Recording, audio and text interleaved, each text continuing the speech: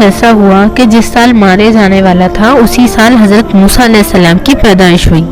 ان کی ماں حاملہ تھی اور پیدا ہونے کا وقت جب قریب آیا تو یہ وہی سال تھا کہ جو بچہ پیدا ہوگا اس کو مارے جانے والا تھا۔ موسیٰ علیہ السلام کی ماں کے ذہن میں اللہ تعالیٰ نے یہ بات ڈالی کہ ایک صندوق بناؤ اور صندوق میں موسیٰ علیہ السلام کو ڈال دو اور ان کو دریا میں بہا دو، اور ان کی بڑی بیٹی سے کہتی ہے کہ دیکھتے رہنا یہ صندوق کہاں جاتی ہے۔ تو موسیٰ علیہ السلام کی جو بہن تھی وہ دیکھتی جا رہی تھی کہ صندوق کہاں جا رہی ہے، وہ صندوق کے پیچھے پیچھے تھی۔ وہ صندوق فرعون کے محل کے پاس آ کر کے رک گئی، فرعون کے باغیچے کے پاس، اور اس وقت شام کا وقت تھا۔ فرعون کی بیوی حضرت آسیہ شام کے وقت اپنے دوستوں کے ساتھ تفریح کے لیے تو انہوں نے اس صندوق کو باغیچے کے پاس لگا دیکھا، یعنی محل کے پاس لگا ہوا دیکھا۔ اٹھانے کے لیے کہا تو اٹھایا گیا اور دیکھا تو نہایت ہی خوبصورت بچہ۔ اللہ تعالیٰ نبیوں کو خوبصورتی دیا ہی ہے۔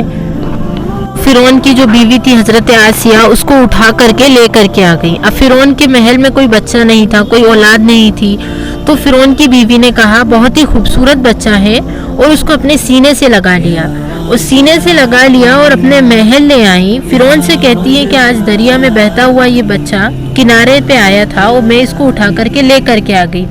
اب فرعون نے کہا یہ وہی بچہ تو نہیں ہے جو میری سلطنت کو ہلاک کرنے کا باعث بنے گا؟ تو حضرت آسیہ کہتی ہے کہ نہیں، ایسا کیسے ہو سکتا ہے، وہ تو بنی اسرائیل کے خاندان سے ہوگا، اور یہ تو دریا میں بہتا ہوا آیا ہے، نہ جانے کون سے ملک کا ہے، کہاں سے آیا ہے۔ تو موسیٰ علیہ السلام کی بیوی نے کہا کہ اس کو رکھ لیتے ہیں، اس کو نہیں مارتے ہیں۔ فرعون کی بیوی نے فرعون سے کہا کہ قریب ہے کہ اسے ہم فائدہ اٹھائیں گے یا اس کو بیٹا بنائیں گے۔ تو بیوی کی بات مان کر فرعون راضی ہو گیا اور اس کو رکھ لیا بچے کو۔ اب جب پرورش کی باری آئی تو بچے کو دودھ پلانا تھا، بچے کو فیڈ کرانا تھا، تو دائیوں کو بلایا گیا۔ شاہی خاندان میں بچے کی پرورش ہوئی۔ پھر جب موسیٰ علیہ السلام کی فیڈ کرانے کی باری آئی، موسیٰ علیہ السلام کو فیڈ کرانے کی باری آئی تو بہت سی دائیاں آئیں، لیکن موسیٰ علیہ السلام فیڈ نہیں کر رہے تھے۔ تو ان کی بہن نے کہا میں ایک دائی اماں کو جانتی ہوں جن کا دودھ ہر بچہ پی لیتا ہے۔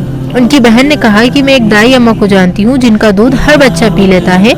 تو فرعون کی بیوی نے کہا تم جاؤ اور جا کر کے ان کو لے کر کے آؤ۔ جو موسیٰ علیہ السلام کی بہن تھی وہ اپنی ماں کو لے کر کے آ گئی۔ پھر موسیٰ علیہ السلام کو اپنے سینے سے لگایا تو وہ فیڈ کرنے لگ گئے۔ اب سب میں یہ بات مشہور ہو گئی کہ یہ بہت ہی مشہور دایا ہے اور یہ خاندان میں رہیں گی، شاہی خاندان میں، کیونکہ موسیٰ علیہ السلام کی اماں نے یہ کہا کہ فرعون کی بیوی سے یہ کہا کہ میں روز روز کیسے آ سکتی ہوں۔ تو بیوی آسیہ نے کہا بچے کو دودھ پلانے کی اجرت بھی دی جائے گی تمہیں۔ موسیٰ علیہ السلام کی ماں راضی ہو گئی۔ پھر موسیٰ علیہ السلام فرعون کے محل میں پرورش پاتے رہے۔ جب آپ کی عمر 2 سال کی ہوئی تو فرعون اور اس کی بیوی بیٹھے